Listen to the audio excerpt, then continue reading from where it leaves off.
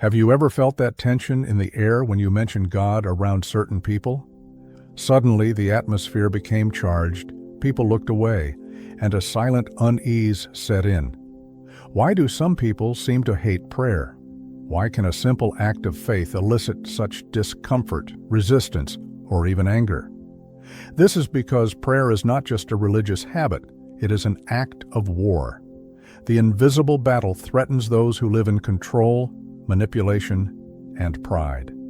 And the narcissists? They hate this battle.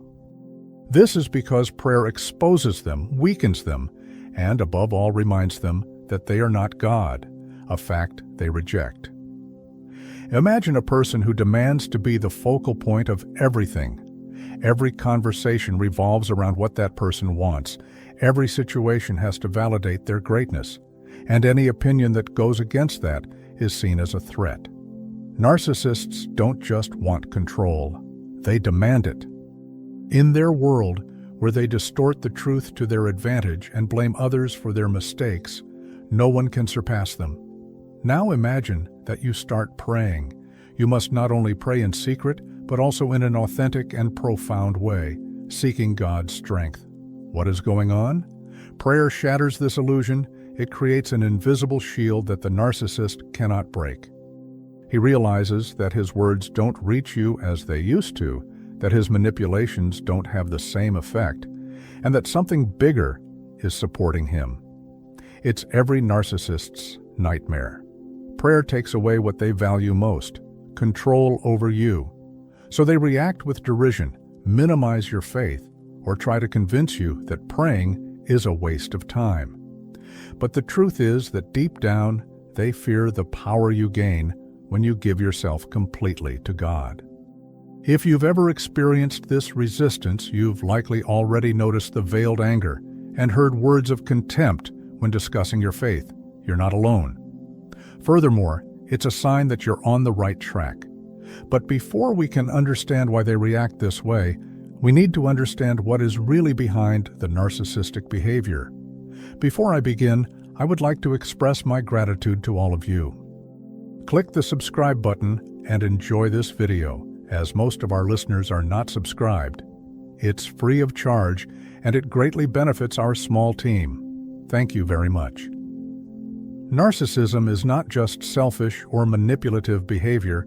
It is a profound distortion of reality where the individual himself places himself at the center of everything. There is something more than just a desire for attention. There is a hunger for adoration, an instinct for dominance, and a stubborn refusal to accept any higher authority. From the earliest times, pride has been the catalyst for the ruin of men. It is he who has turned an angel into an adversary, destroyed empires, and corrupted hearts. The narcissist, like those who have fallen before him, can't stand the idea that there is something or someone above him. He wants the only voice that sets the rules and controls the destinies around him. And then comes prayer. Prayer challenges this dominion because it abandons everything to God. When a person kneels and invokes the name of the Lord, the dynamic changes. What was once a narcissistic addiction turns into a total surrender to God. Fear gives way to faith. Doubt is replaced by the conviction that there is a king above every man. For the narcissist, this is unbearable. Prayer dissipates his desire for adoration. He wants to be the only authority, but prayer proclaims that God is in control. He needs to manipulate the emotions and thoughts of others, but prayer brings spiritual clarity and strengthens discernment. It is a spiritual battle. The narcissist fights against God, not because he wants to know him, but because he fears him. He places himself at the center of his own existence, while prayer shifts this center and puts God back on the throne. James 4:6 says, God resists the proud, but he gives grace to the humble. And that's exactly what happens. Humility provides access to divine grace. While humility allows access to prayer, it not only reveals this truth, but it also disrupts the cycle of manipulation. Handling cycle. The manipulator loses power when someone chooses to seek God's approval instead of a narcissist's, and that is why he hates prayer. Because the moment you trust God more than the fear he imposes, he loses control over you. If prayer takes away the narcissist's power, how exactly does that affect him? Let us see the direct impact of prayer on these people. Before continuing, write in the comments, God is greater than any manipulation. Share this post to reach more people. The narcissist feeds on control. He shapes realities, distorts truths, and manipulates emotions to keep those around him trapped in his web. His strategy has always been to make his victim doubt himself, to lose his identity, and to trust only his own voice. But there's something this game can't stand, something that destroys every one of those bonds. Prayer. Prayer strengthens your spirit. The confusion that once seemed unbreakable is beginning to dissipate. The dense fog that has caused you to question your own perceptions is giving way to a clarity that only God can provide. Prayer does this because it is not just an act of faith, it is a revival. John 8:32 reminds us, "And ye shall know the truth, and the truth shall set you free." The narcissist hates this truth because it exposes what he has tried so hard to hide. Its manipulation loses its effect. His words no longer have the same impact. Their threats are starting to seem hollow. He realizes that he is losing control, which irritates him deeply. But it's not just the truth that bothers him. The narcissist's greatest nightmare is to see his victim find strength in something bigger than himself. He wants to be the most influential voice in your life. You want to be the one who defines your worth, decides your choices, and dictates how you should feel. But prayer shatters this illusion. The moment you turn to God, something changes within you. You begin to see the lies that once seemed to be absolute truths. You realize that you were never small, insufficient, or weak, as he made you think. The narcissist has always been aware of God's constant presence in your life. He just tried to take you away from that reality, and that's why prayer bothers him so much. Suddenly, the chains begin to loosen. The narcissist realizes that he is no longer his reference. Your words lose their weight. You lose control. Prayer takes away from him what he valued most, power over you. He may react with anger, contempt, or sarcasm. They might try to diminish your faith by calling you naive or bigoted, but none of this matters. Prayer connects you to an unshakable truth, and nothing can change that. Now that you understand the impact of prayer, let's talk about something essential: how to pray against the influence of a narcissist. Prayer is not only a refuge, it is an act of resistance. When a narcissist tries to control your mind, undermine your confidence, and trap you in a web of lies, prayer becomes their most powerful weapon. Not only does it strengthen you, but it also drives away the darkness that tries to envelop you. And there are 3 types of prayer that can completely transform your reality under the influence of a narcissist. The prayer of deliverance is the first step. The narcissist builds an invisible web around his victim, entangling it with manipulation, guilt, and fear. This cycle seems unbreakable until you cry out to God.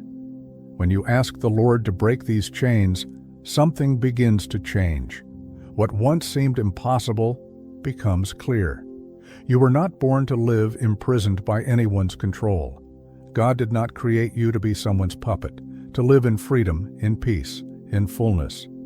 Psalm 34:17 reminds us, "The righteous cry out, and the Lord hears them and delivers them from all their troubles." It is the God who fights for you. It is the God who answers the cries of those who endure trials. Pray for deliverance if you feel trapped with someone who manipulates you, belittles you, and makes you doubt your own worth. Ask God to cut the ties that bind you to this destructive influence. However, deliverance necessitates a prayer of protection. When a narcissist realizes that they are losing control of someone, they do not accept it easily. He may try to trap you once again, make derogatory remarks, and pretend to feel remorse in an attempt to regain control. Praying for protection strengthens you against these attacks. He puts God at the forefront of your path, protecting your heart from the traps that may arise. And finally comes prayer for discernment. One of the greatest dangers of narcissism is that it blurs the perception of reality. Many victims do not see what is happening until they are already deeply injured. You can ask God to open your eyes, reveal hidden truths, and provide clarity in your decision-making process through prayer for discernment. When you pray in this way, something changes in you. You notice patterns that you hadn't seen before. He begins to see the narcissist's games before they come to fruition. Learn to move away from what destroys you and get closer to what strengthens you. And that's when the narcissist realizes that he's losing. He feels that his influence is weakening, that his words no longer reach in the same way. And that's when he reacts.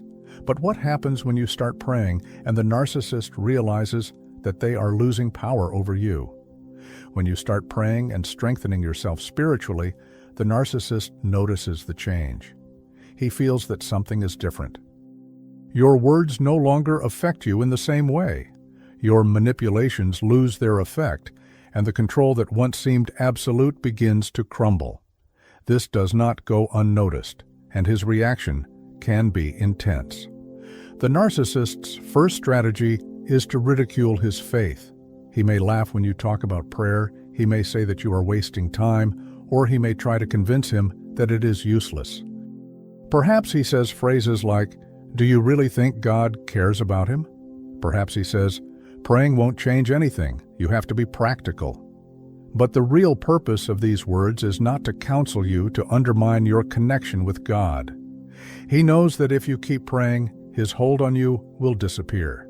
If mockery doesn't work, he may opt for a more aggressive attack. The narcissist can't stand to lose control. And when he realizes that you are moving away from his influence, he may try to hurt you emotionally, throw you off balance, or even create conflict to push you back. Often, it employs subtle tactics, such as triggering past insecurities, using words that have already made you doubt yourself, and attempting to incite feelings of guilt. But this time, the difference is that you are no longer alone. Now, you know where to look. And there is a third, more dangerous strategy, feigning spiritual interest. Some narcissists don't attack prayer directly. They try to use it to their advantage. They may begin to talk about God, attend services, or use the Bible in manipulative ways. They seem to have found a sudden faith, but in fact, it's all part of a larger plan. They want to convince you that they are still the most important reference in your life. 2 Corinthians 11:14 warns us, "And no wonder, for Satan himself disguises himself as an angel of light." The narcissist may use spirituality as a disguise, but the truth always reveals itself. True search for God leads to transformation. But when someone uses God to control, manipulate, and maintain power over others, sooner or later, that mask falls off. The big question is, how do you identify a narcissist who uses faith to control? Sometimes the narcissist can even use religion as a tool of control. How does this happen? Not all narcissists reject religion. Some narcissists embrace religion, not out of genuine faith, but because they perceive it as a powerful tool of control. They know manipulated faith, distorted verses, and false spirituality can silence those who question their authority. These people don't care about God. They care about power. And by presenting themselves as spiritual leaders, as examples of morality, or as someone who understands the will of God better than you, they build a kingdom where their words become law. Many narcissists use religion as a shield. If anyone questions his behavior, he responds with verses about submission and forgiveness, forgetting the commandments about righteousness and truth. If confronted with their attitudes, they say that no one can judge, only God, ignoring that the Bible teaches the need for true repentance. They distort the scriptures, turning them into weapons against those who are trying to break free. Matthew 7:15 warns us, "Beware of false prophets who come to you disguised as sheep, but are inwardly ravenous wolves." A spiritual narcissist may seem pious, but his goal is to enslave people under his influence. The worst part is that this type of manipulation can be difficult to detect. After all, if someone talks about God, prays, and attends services, how do you know if that person is sincere? The answer is in prayer. True communion with God brings discernment. Those who pray sincerely sense when something is wrong. God reveals the truth to those who seek Him, unveiling what lies beneath fine words and empty promises.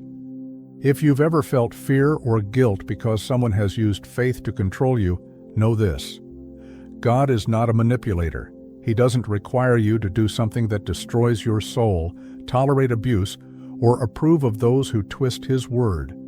And here's the big question: God can transform any situation to teach and strengthen His own.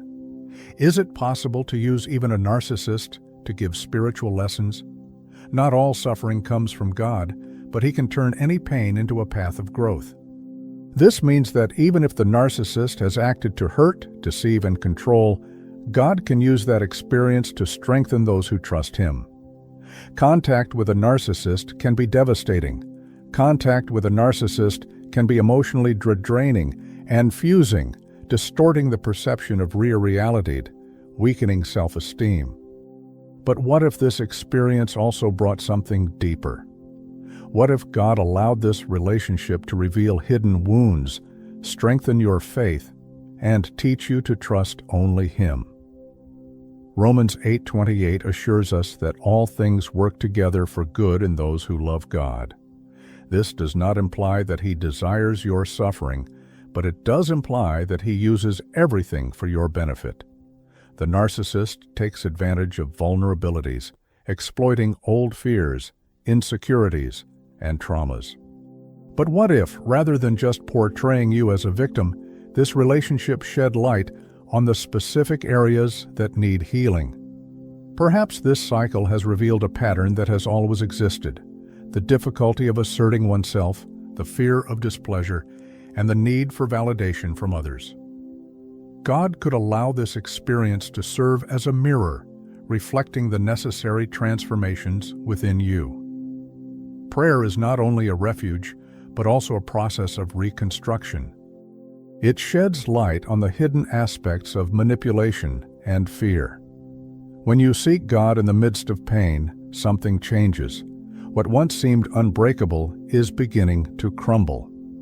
You come to understand that you have never been small, weak, or alone. God has always been with you, waiting for you to see things. A weak faith does not resist manipulation. Spiritually fragile individuals may succumb to the narcissist's persuasive speech, fall for his falsehoods, and even mistake their voice for God's. But when a person builds a firm and unconditional faith, he becomes immune to these traps. The narcissist's process of deliverance can be painful, but it can also lead to a deeper intimacy with God. Every prayer you said in the midst of pain, every time you sought refuge in the Lord, instead of seeking confirmation from someone who would never have appreciated you, was a step towards your freedom. Giving this pain to God transforms it into something greater. Suffering is no longer just suffering. It becomes a witness, a path of growth, and a rebirth in Christ. How many people today live trapped in destructive relationships, unaware that there is a way out?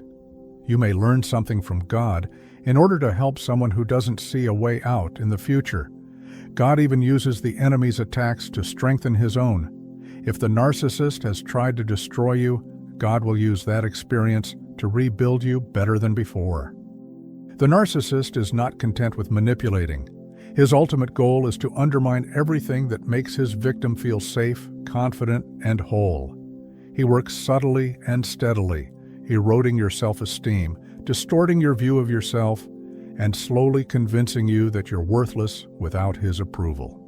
This is the perfect trap because the victim becomes more dependent on the narcissist as they lose their identity. but prayer breaks this cycle.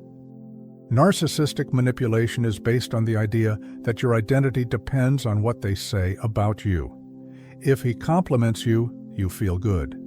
If he despises you, your self-esteem plummets. Control comes from setting the standard for value, always changing the rules, always making sure you never feel enough. But when you pray, that emotional dependence breaks down. Prayer brings you back to the only source that can define who you really are, God. Isaiah 41:10 reminds us, "Do not be afraid, for I am with you. Do not be afraid, for I am your God. I strengthen you, I help you, and I support you with my faithful right hand." This narcissist wants you to feel alone, weak, and unsupported. But God declares the opposite. He promises to be by your side, to support your march, and to restore what has been broken within you. Words of destruction cannot shape your true identity.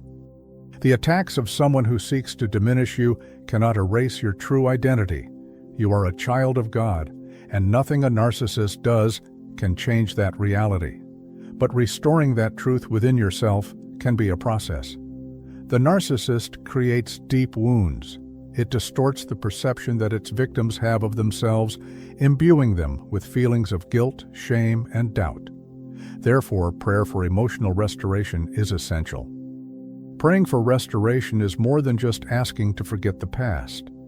God initiates a process of reconstruction to bring back all the lost items. It restores dignity, clarity, and inner peace. Abuse conceals the truths that it saves. Perhaps you began to feel unworthy of love, that it would never be sufficient, and that you had to fight for acceptance. But God says to you, "I have already accepted you." Manipulative demands, impossible conditions, or the use of bargaining chips do not accompany God's love. It simply exists. The narcissist tries to erase his voice, but God strengthens it. The narcissist wants you to feel weak, but God gives you power. The narcissist wants to keep you captive, but God sets you free. As this transformation begins, a remarkable event occurs. The power dynamics change. What once paralyzed you no longer has any effect. The narcissist's words lose their force. You realize that you never needed their approval to be somebody. This is what the narcissist fears the most. He knows that the moment you rediscover your identity in God, he completely loses control over you. He may try to attack you, use words to hurt you, and manipulate situations to throw you off balance. But the difference is that now you see everything clearly. Prayer restores your identity and strengthens you to avoid making that mistake again. You learn to recognize the signs, walk away without guilt, and set boundaries without fear. You understand that a person living in deception cannot exchange your peace for their chaos. And when the narcissist realizes that he has lost his influence, he can react in different ways. Some try to present themselves as the victim, feigning a change in behavior. Others escalate criticism and attacks, hoping you'll feel weak again.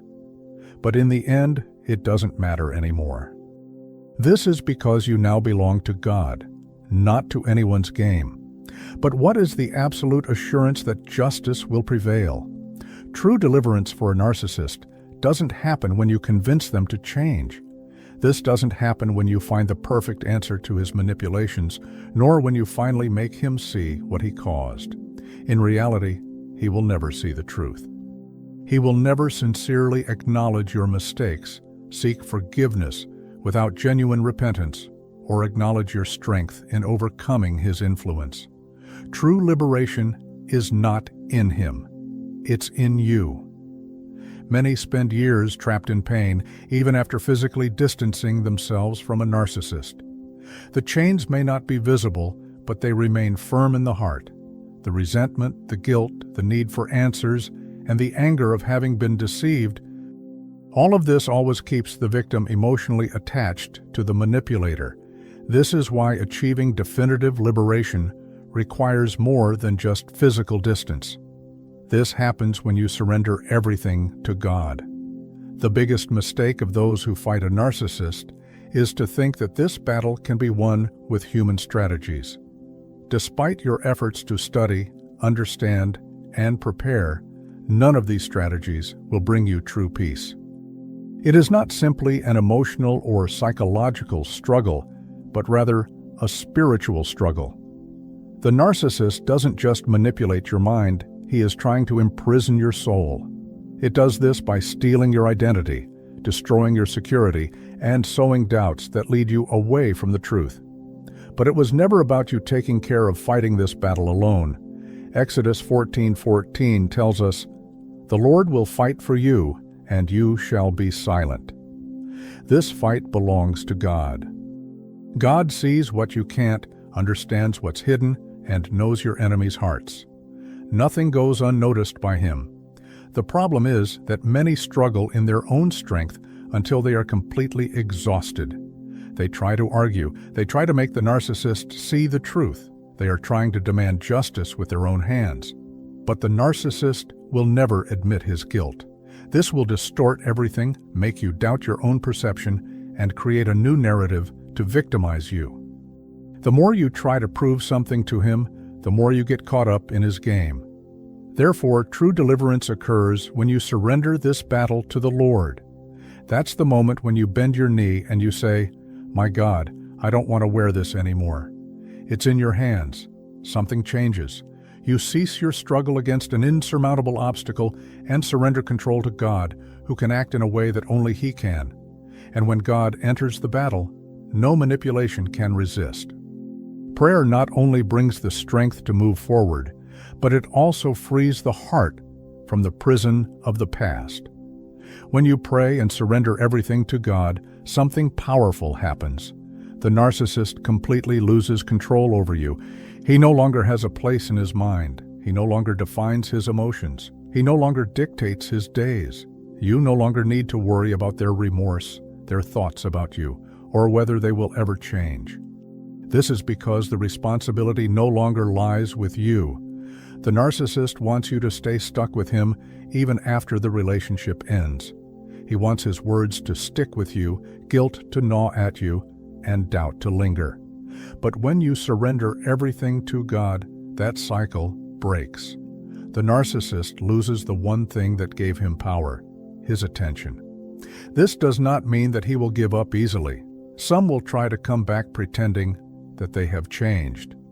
Others will escalate attacks, spread lies, or try to target you indirectly. But none of this matters anymore. This is because you now belong to God, not to anyone's game. Prayer also brings healing. This healing is not instantaneous, but rather a profound process in which God touches every open wound and initiates its restoration. He replaces pain with peace and anguish with the certainty that nothing has been in vain. Everything you have gone through may have been a scene of suffering, but God has specialized in turning tragedies into testimonies. What was once a disaster can become a message of strength and overcoming. But perhaps the hardest part of the liberation process is releasing resentment. The narcissist may have subjected you to humiliation, lies, betrayals, and injustices. Maybe it has inflicted damage on your dignity, caused you to question your mental health, and undermined your confidence. And now you may feel like you'll never be able to forgive. But here's the truth. Forgiveness isn't about freeing the narcissist. It's about setting yourself free. As long as there is resentment, there will always be a connection between you and him. As long as there is a desire for revenge, it will always take up space in your heart. But when you surrender that pain to God, He takes over righteousness Himself. True revenge is not to return evil, but to become someone so cured that the narcissist no longer has any power over you. Does this mean that we have forgotten everything? No. Does this mean that what he did was right? Never. It just means that you've decided that you won't be carrying that burden anymore. The enemy wants you to remain trapped in hatred. He wants you to be paralyzed by the pain of what you've been through. But God wants to free you from that. He wants to restore your heart, provide you with a new perspective, and guide you to a deeper level of healing. And when you get to that place, the fear disappears. The narcissist seeks to instill fear in you. He wants his words to continue to resonate in your mind. He wants you to continue living, even in distant places, due to negative memories, doubts, and the need for approval. But when you surrender everything to God, He no longer has that power over you. You can free yourself emotionally. He can regain His identity. You can live without looking back, without resentment, without fear, without the marks of the past defining your future. This is because it is God Himself, not your own strength, who is fighting for you. True liberation isn't just about walking away from a narcissist. It's not just about cutting off contact, changing the environment, or avoiding arguments. True deliverance occurs when he loses his power over you, whether in your mind, heart, or spirit. The memories and impact won't go away, but that story no longer defines you. Many still bear the scars of destructive relationships and believe that they can never heal completely. But God doesn't want anyone to live stuck in the past. He doesn't want you to continue to feel small, helpless, or unworthy because of the words or actions of someone who never knew how to love you. God is a God of restoration. It not only keeps you away from the harmful environment, but also repairs all the damage in you. This is why surrender to God is the key to this transformation. Trying to fight a narcissist with your own strength is an exhausting and never-ending path. By giving everything to the Lord, you can be sure that you will no longer carry this burden. The past no longer defines your present. Fear no longer guides their decisions. The desire for revenge no longer burns within you.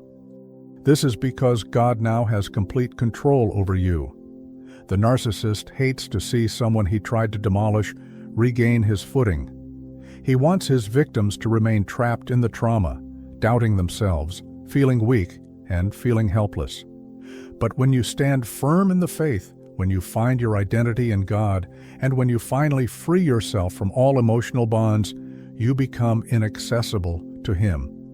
Justice is not in your hands, but it is in the hands of the One who never fails. God has seen everything. He knows every detail of what happened, every word said to hurt you, and every attempt at manipulation. He is a righteous God. Don't waste your time trying to get the narcissist's mistakes fixed.